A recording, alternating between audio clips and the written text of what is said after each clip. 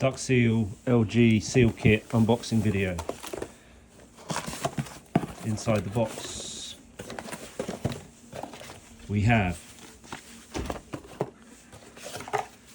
the foam insert material. So this is used to separate cables from the outside of the duct. You can tear off individual foam tubes. You can push out the centers for to reduce these down to make them easier to pack. And basically these are designed to separate the cables from each other and also to separate the cable from the outside of the duct. So there's enough here to do multiple cables in 110mm duct. Also in the bag, nitrile gloves for safety.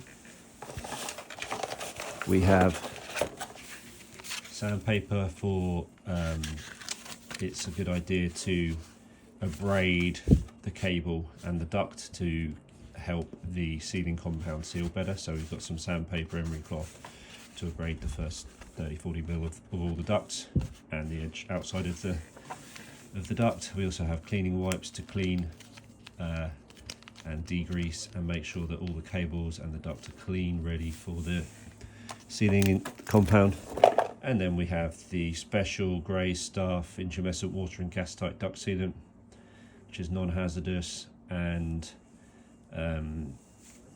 is basically designed for the fueling industry with a nozzle. This fits inside a standard cartridge applicator, or we do also offer a heavy duty applicator for those that require it. Also in the box is a full instruction sheet on exactly how to install. One thing it states is that basically you want to leave a 20mm gap between the foam insert and the front of the duct, so you want to be filling about 20mm of sealant. And finally inside we have this cardboard squeegee sponge, so you wet this and you use this then, as shown in this image here, to smooth and basically make a nice finish on your duct sealant before letting it dry.